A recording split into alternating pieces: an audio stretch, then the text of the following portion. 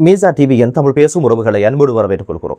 இன்றைய பதிவுல மிக மிக முக்கியமான செய்திகள் குறித்து பார்க்கலாம். நீர்கொழும்பு சிறைச்சாலை வன்முறைக்கு எதிராக 200 சிறை கைதிகள் மீது கொலை குற்றச்சாட்டுகள் வழக்கு தாக்கல் செய்யப்படுவதற்கான நடவடிக்கைகள் எடுக்கப்படுவதாகவும் இப்போது போலீஸ் தலைமையகம் செய்தி வெளியிட்டிருக்கு. பாதாள உலக கும்பல்களால் 10,000க்கும் அதிகமான ஆயுதங்கள் நாட்டுக்குள் கொண்டு வரப்பட்ட செய்தி இப்போது பெரும் அச்சத்தை உண்டு பண்ணியிருக்கு. இப்போது ஊடகங்கள்ல மிகப்பெரிய ஒரு கவனத்தை ஈர்த்திருக்கின்ற மிகப்பெரிய ஒரு வைரலாக பரவுகின்ற ஒரு விஷயம் தான் ஒரு சிறைச்சாலை அதிகாரி வெளியிட்ட ஒரு காணொளி என்ற பல்வேறு செய்திகள் தான் இன்றைய பதிவு. ஒட்டுமொத்த நாட்டையுமே உலுக்கி போட்ட நீர்கொழும்பு சிறைச்சாலை வன்முறை, இதற்கு எதிராக தற்போது 200 சிறை கைதிகள் மீது கொலை குற்றச்சாட்டுகள் வழக்கு தாக்கல் செய்யப்படுவதற்கான நடவடிக்கைகள் எடுக்கப்படுவதாகவும் அதற்கான வாய்ப்புகள் இருப்பதாகவும் இப்போது போலீஸ் தலைமையகம் செய்தி வெளியிட்டிருக்கு. குறித்த திட்டமிட்ட இந்த வன்முறையை சுரேஷ் மற்றும் பூரு மூனா உள்ளிட்ட 13 நபர்கள் தான் திட்டமிட்டு இந்த ஒரு விஷயத்தை செஞ்சிருக்கிறாங்க அப்படின்ற ஒரு விஷயம் இப்போது முதற்கட்ட விசாரணையில தெரிய வந்திருக்குது. இது குறித்து டிஐஜி சந்தன கொடித்துவக்கு என்ன வகையான கருத்தை ஊடகங்களுக்கு சொல்லியிருக்கிறாரு அப்படின்னு கேட்டீங்கன்னா, இந்த ஒரு வன்முறை எதர்ச்சியாக நடந்த ஒரு விஷயம் கிடையாது, திட்டமிட்டே அரங்கேற்றப்பட்ட ஒரு விடயம் என்றும், கைதிகளுடைய கரங்களுக்கு எப்படி ஆயுதம் போனது, சிறைச்சாலை களஞ்சியத்தில் இருந்த ஆயுதங்களுக்கு என்னானது என்ற பல்வேறு விசாரணைகளை இப்போது சிஐடி தொடங்கி இருப்பதாகவும், இந்த ஒரு வன்முறைக்கு பின்புலமாக துபாயில் இயங்கி வருகின்ற பாதாள உலக கும்பல்களுடைய திட்டமிடல் இருந்ததா என்ற பலத்த சந்தேகம் ஏற்பட்டிருப்பதாகவும், இந்த சந்தேகம் வலுப்பதற்கான காரணம் என்ன அப்படின்னு பார்த்தீங்கன்னா, சிறைச்சாலையினுடைய சிசிடிவி கேமராக்கள் உடைக்கப்பட்டதும், சட்டவிரோதமான பொருட்களை கொண்டு செல்வதை கண்டுபிடிக்கின்ற பொடி ஸ்கேனர் உடைக்கப்பட்டதும், சிறைச்சாலை அதிகாரிகள் மிக மோசமான முறையில் சித்திரவதைக்கு ஆளாக்கப்பட்டு மிக கொடூரமான முறையில் படுகொலை செய்யப்பட்ட பல்வேறு காரணங்களின் ஊடாக இந்த ஒரு வன்முறைக்கு பின்புலமாக துபாயில் இருந்து இயங்குகின்ற பாதாள உலக கும்பல்களுக்கு சம்பந்தம் இருக்கும் என்ற பலத்த சந்தேகம் இப்போது விசாரணை அதிகாரிகளுக்கு உண்டானதுனால இப்போது இது குறித்த பரந்துபட்ட ஒரு விசாரணையும் தொடங்கி இருக்காங்க அப்படின்ற செய்தியையும் சொல்லியிருக்கிறாரு. கடந்த காலங்களில் பாதாள உலக கும்பல்கள் போதை வர்த்தகத்தில் ஈடுபட்டு போதைப் பொருட்களை கடத்தியது மட்டுமல்லாமல் அதனுடன் இணைந்து 10,814 ஆயுதங்களையும் நாட்டுக்குள்ள கொண்டு அவைகள் இப்போது கண்டுபிடிக்கப்பட்டு கைப்பற்றப்பட்டிருப்பதான செய்தியை அவருடைய செய்தியில குறிப்பிட்டிருந்தார். பாதாள உலக குழுக்களிடையே இவ்வாறு ஆயுதங்கள் பரிமாறப்படுவது ஆரோக்கியமற்ற ஒரு விடயம், இதுக்கு எதிராக பாதுகாப்பு துறையினர் நடவடிக்கை எடுத்து வராங்க அப்படிங்கிற ஒரு விஷயத்தையும் சொல்லி இப்போது கைதிகளுடைய கரங்களுக்கு எப்படி ஆயுதம் போனது என்ற பிரத்யேகமான விசாரணையும் தொடங்கப்பட்டிருக்கு அப்படின்ற ஒரு செய்தியையும் அவருடைய செய்தியில பதிவு செய்திருக்கிறாரு. முதல் நாள் படுகொலை செய்யப்பட்ட 2 கைதிகள் எவ்வாறு படுகொலை செய்யப்பட்டிருக்காங்க அப்படின்னு பாத்தீங்கன்னா, திட்டமிட்ட இந்த பாதாள உலக கும்பல்கள் சிறைச்சாலைக்குள்ள இருக்கின்ற பயிற்சி நிலையத்தை உடைத்து அதில் இருந்த கம்பிகள், இரும்புகள், கூரிய ஆயுதங்களை எடுத்துத்தான் குறித்த 2 கைதிகளையும் அடித்து வெட்டி கொத்தி படுகொலை செஞ்சிருக்கிறாங்க. குறித்த 2 கைதிகளும் சிறைச்சாலை அத்தியட்சகராக இருந்த ஜீவக பெர்னாண்டோ அவங்களுக்கு ரகசியமான முறையில் நடக்கின்ற சட்டவிரோத செயற்பாடுகள் குறித்து பல்வேறு தகவல்களை ரகசியமாக வழங்கி வந்தவங்க. குறித்த அத்தியட்சகர் பூச சிறைச்சாலைக்கு இடமாற்றம் பெற்று சென்றதுக்கு பின்னால இவர்களுக்கான பாதுகாப்பு இல்லாமல் போனதன் காரணமாக சுரேஷ் உள்ளிட்ட குழுவினர் இவங்களை இலக்கு வைத்து தாக்குதல் நடத்தியிருக்கிறாங்க. இதுக்கு பின்புலமாக இருந்த ஒவ்வொரு குற்றவாளிக்கும் தகுந்த தண்டனை கிடைக்கணும் அப்படின்னு ஒரு வினயமான ஒரு வேண்டுதலோட சிறைச்சாலைக்குள்ள நடக்கின்ற அக்கிரமங்கள், அட்டூழியங்கள், பாதக செயல்கள் குறித்து இப்போது ஊடகங்களில் கொஞ்சம் கொஞ்சமாக கசிய ஆரம்பிச்சிருக்கு.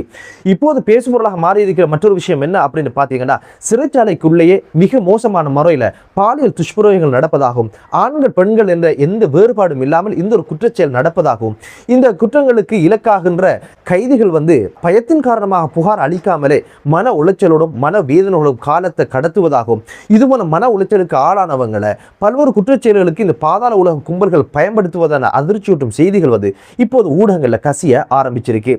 எதனால இந்த பாலியல் வன்கொடுமை நடக்குது அப்படின்னு பாத்தீங்கன்னா, கொள்ளளவை தாண்டி அதிகமான கைதிகள் தங்க வைக்கப்படுகின்ற சூழ்நிலையில அனைவருமே 2 கலந்து நெருக்கமாக தூங்குவதால், உறங்குவதால் இது போன்ற பாலியல் சேட்டைகளும் பாலியல் வன்கொடுமைகளும் நடப்பதாக சொல்லப்படுது. அடுத்த ஒரு விஷயம் தான் நீண்ட நாள் தடுத்து வைக்கப்படுகின்ற கைதிகளுடைய பாலியல் தேவை, இந்த ஒரு சிக்கலும் இதற்கான காரணமாக சொல்லப்படுது. சிறைச்சாலை கட்டமைப்பில் கைதிகளுக்கான தேவையான இடவசதிகள் ஒதுக்கப்பட்டு கொள்ளளவை தாண்டி கைதிகள் தங்க வைக்கப்படுகின்ற சூழ்நிலை இல்லாமல் போகணும் அப்படின்ற ஒரு விஷயம் தான் இந்த செய்திகள் நமக்கு சொல்லுது.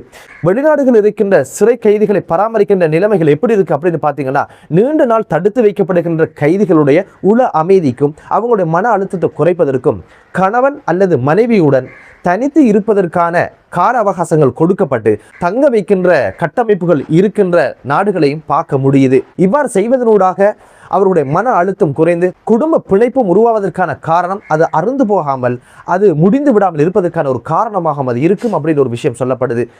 இலங்கையினுடைய சூழ்நிலை எப்படி இருக்கு அப்படின்னு பார்த்தீங்கன்னா, ஒரு சிறிய குற்றத்திற்காக தண்டனை பெற சென்றவன் பாரிய குற்றச்செயல்களோடு சம்பந்தப்பட்ட கும்பல்களோடு வாழ்ந்து பல்வேறு குற்றச்செயல்களில் உள்ளே இருந்தே செய்கின்ற ஒரு துணிவும் ஒரு கெண்டக்கும் தொடர்பும் அவனுக்கு கிடைச்சி மேலும் மேலும் அவன் பெரும் குற்றவாளியாக மாறுகின்ற ஒரு சூழ்நிலை உருவாகுதே தவிர சிறைக்கு போனவங்க எல்லாருமே திருந்தி வீடு வந்து சேர்ந்ததாக கிடையாது. எனவே இது போன்ற நீண்ட நாட்கள் தடுத்து வைக்கப்படுகின்றவர்களுடைய குடும்பங்களுடைய நிலைமை என்ன அப்படின்னு பார்த்தீங்கன்னா, 10 ஆண்டுகள் 15 ஆண்டுகள் கணவன் வராமல் இருக்கும் பொழுது மனைவிகளுடைய மனோநிலை எப்படி மாறி போகுது அப்படின்னு பார்த்தீங்கன்னா, தவறான முறையில் மேலும் பல்வேறு குற்றச்செயல்கள் அவங்க ஈடுபடுகின்ற சூழ்நிலை உருவாகுவதை பார்க்க முடியுது. சிறை கைதிகளுக்கான உரிமைகளை கொடுப்பதன் ஊடாக நிச்சயமாக பல்வேறு குற்றச்செயல்களில் இருந்து அவங்களை தடுத்து சிறையிலிருந்து வெளிவரும் பொழுது திருந்திய மனிதர்களாக சீர்திருத்த பெற்ற மனிதர்களாக வெளிவருவதற்கான வாய்ப்பாக இருக்கும் என்ற ஒரு வினயமான ஒரு வேண்டுதலோட இப்போது ஊடகங்கள்ல மிகப்பெரிய ஒரு கவனத்தை ஈர்த்திருக்கின்ற மிகப்பெரிய ஒரு வைரலாக பரவுகின்ற ஒரு விஷயம் தான் ஒரு சிறைச்சாலை அதிகாரி வெளியிட்ட ஒரு காணொளி. அந்த காணொலியில் அவர் என்ன சொல்றாரு அப்படின்னு கேட்டீங்கன்னா, இந்த நிலையில நான் இந்த காணொலியை வெளியிடுவது சட்டத்துக்கு விரோதமாக இருந்தாலும் பரவாயில்ல, நாட்டு மக்களுக்கும் என்னோடு பணிபுரிகின்ற சக அதிகாரிகளுக்கும் நான் சில செய்திகளை சொல்லணும், இதற்காக என்ன தண்டனை கிடைத்தாலும் அதை நான் ஏற்றுக்கொள்வேன் அப்படின்னு சொல்லித்தான் குறித்த காணொலியை அவர் ஆரம்பிக்கிறாரு. அந்த காணொலி அவர் என்ன சொல்றாரு அப்படின்னு கேட்டீங்கன்னா, 2ஆம் நிலை சிறைச்சாலை அதிகாரியாக நான் இருக்கிறேன். சிறைச்சாலை அதிகாரிகள் குறித்து இப்போது சமூக ஊடகங்கள்ல சமூக வலைத்தளங்கள்ல பழிக்கு பழி வாங்கணும் அப்படின்னு ஒரு விஷயம் சொல்லப்படுது. பழிக்கு பழி வாங்குவதில் மாற்று கருத்து கிடையாது. ஆனால் அது சட்ட ரீதியானதாக இருக்கணும், சட்டத்துக்கு புறம்பாக இருந்துடக்கூடாது. போதைப்பொருள் எவ்வளவு பாரதூரமானது, போதைப்பொருள் வர்த்தகம் பாதாள உலக கும்பல்களுடைய அச்சுறுத்தல் எவ்வளவு பாரதூரமானது என்பதை நாட்டு மக்கள் அனைவரும் அறிந்திருப்பாங்க. கடந்த சிறைச்சாலை வன்முறை கூட அதை எடுத்து சொல்லியிருக்கு. சிறைச்சாலைக்குள்ள இருக்கின்ற பாதாள உலக கைதிகள் இவ்வளவு தூரம் ஆட்டம் போடுவதற்கு ஒரே காரணம் போன்ற அதிகாரிகள் அவர்களுக்கு துணை போனதும் சோரம் போனதும் தான். கோடிக்கணக்கில் பணத்தை கொடுத்து அவங்களுக்கு தேவையான வசதி வாய்ப்புகளை உள்ள செய்து கொள்றாங்க. இந்த ஒரு விஷயத்துக்கு முற்றுப்புள்ளி வைக்காத வரையில இது போன்ற குற்றங்களையும் இது போன்ற வன்முறைகளையும் தடுக்க முடியாத ஒரு விஷயத்தை அவர் சொன்னது பெரும் பரபரப்பை ஏற்படுத்தியிருக்கு.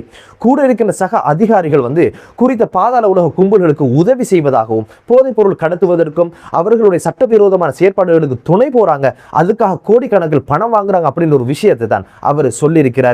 இப்போது பலியான அதிகாரிகளும் பல கோடிகளை கண்முன்னே காட்டியும் அதை ஏறெடுத்து பார்க்காம தமது பணிதான் முக்கியம் அப்படின்னு சொல்லி செயலாற்றியவங்க இவங்களோட மரண வீடுகளை பார்த்தா தெரிஞ்சிருக்கும் எவ்வளவு எளிமையான வாழ்க்கையை வாழ்ந்திருக்காங்க அப்படின்னு சொல்லி. அப்படியான அதிகாரிகள் தான் பாதாள உலக கும்பல்களுடைய தாக்குதலுக்கு இலக்காக இப்போது உயிரிழந்திருக்கிறாங்க. இதுல உயிரிழந்த ஒரு அதிகாரி பற்றி அவர் சொல்லியிருந்தாரு. சந்திர வம்ச ஒரு புற்றுநோயால் அவதியுற்றவர் சிகிச்சை பெற்று ஓரளவு உடல் தேறி வருகின்ற சூழ்நிலையில தான் மீண்டும் கடமைக்கு வந்திருக்கிறாரு. ஒரு வருடத்துல பென்ஷன் போக வேண்டியவர் குறித்த நாள் கடமைக்கு பஸ் ஏறி சிறைச்சாலைக்கு வந்த உடனே சிறைச்சாலைக்குள்ள கலவரம் அப்படின்னு தெரிந்த உடனே அதை கட்டுப்படுத்தலாம் அப்படின்னு உள்ள போனவர் தான் பிணமாக வெளியே வந்தாரு. ஒவ்வொரு நாடுகளும் முன்னேறி இருக்கின்றா அதுக்கு குறித்த ஏதோ ஒரு சந்ததி தமது அர்ப்பணிப்புகளை செஞ்சிருப்பாங்க, தியாகங்களை செஞ்சிருப்பாங்க. எமது நாட்டுடைய முன்னேற்றத்துக்கு போன்ற அதிகாரிகள் சிறைச்சாலையில் நடக்கின்ற வன்கொடுமைகளை தவிர்ப்பதற்கு நாமும் தியாகங்களை செய்யணும் அப்படின்னு ஒரு வினயமான ஒரு வேண்டுதலையும் சொல்லி இருந்தாரு. சிறைச்சாலை கதவுல துப்பாக்கி சுட்டு பிரயோகத்தை நடத்திய அதிகாரி பற்றி பல்வேறு விமர்சனங்கள் பேசப்படுது, பல்வேறு விமர்சனங்கள் எழுதப்படுது. உள்ளுக்கு இருக்கின்ற கைதிகளுடைய நிலைமைகள் தெரியாமலே இது போன்ற விமர்சனங்களை முன்வைக்கிறாங்க. எப்படியான கைதிகளோட நாங்க வாழ்க்கை நடத்துறோம், எப்படி எங்களோட காலங்கள் கடந்தது அப்படின்னு கேட்டீங்கன்னா அதுல குறித்த ஒரு கைதி பற்றி அவர் பதிவு செய்திருக்கிறார். அந்த கைதி ஒரு பெண்ணை மரத்துல கட்டி கொடூரமான முறையில பாலியல் வன்கொடுமை செய்ததற்காக சிறைக்கு வந்தவர். சிறையிலிருந்து வெளியே போனவர் 15 வயது சிறுமியை சீரழிச்சு மீண்டும் உள்ள வந்தாரு. பிணையில திரும்ப வெளியே போனவர் வயதான மற்றொரு நபரை படுகொலை செஞ்சிருக்கிறார். அதுபோக சொந்த மகளுக்கு 13 வயது மகள் என்று கூட பாராமல் அந்த குழந்தையும் சீரழிச்ச குற்றச்சாட்டுல இப்போது சிறைக்குள்ள இருக்கிறாரு. இது போன்ற கைதிகள் தான் குறித்த வன்முறையின் போது கதவை உடைச்சிட்டு வெளியே வரலாம் என்று முயற்சி எடுத்தாங்க. அதை தடுக்கிறதுக்கு தான் குறித்த அதிகாரி சூட்டு சம்பவத்தை நடத்தி அதை தடுத்தாரு. போதைப் பொருளுக்கும் பாதாள உலக குழுக்களுக்கும் எதிரான சட்ட நடவடிக்கை எடுப்பதற்கான அதிகாரிகளாக தமது சேவையை வழங்கிட்டா இது போன்ற குற்றச்செயல்கள் நடக்காது என்பதுதான் அவர் பார்வையாக அவர் சொல்லியிருக்கிறாரு. நாட்டினுடைய ஒவ்வொரு பிரஜையும் இது எனது நாடு, எனது சந்ததி வாழ வேண்டிய நாடு, இதை வளப்படுத்துவதற்கு உழைக்கணும் அப்படின்ற ஒரு மனப்பாங்கோடு சேவை மனப்பாங்கோடு சேவைகள் வழங்காத வரை, அந்த உணர்வோடு பயணிக்காத வரை நாட்டில் எந்த ஒரு மாற்றத்தையும் பார்க்க முடியாது என்பதுதான் இந்த செய்திகள் நமக்கு சொல்லுகின்ற விடயங்கள். என்னதான் இருந்தாலும் லஞ்சம் இல்லாத, ஊழல் இல்லாத, போதை இல்லாத, பாதாள உலக கும்பல்கள் இல்லாத ஒரு அழகிய தேசம் உருவாகட்டும் என்ற பிரார்த்தனையோடு மற்றொரு காணொளியிலே உங்கள் அனைவரையும் சந்திக்கும் வரை விடைபெறுகிறேன். நன்றி.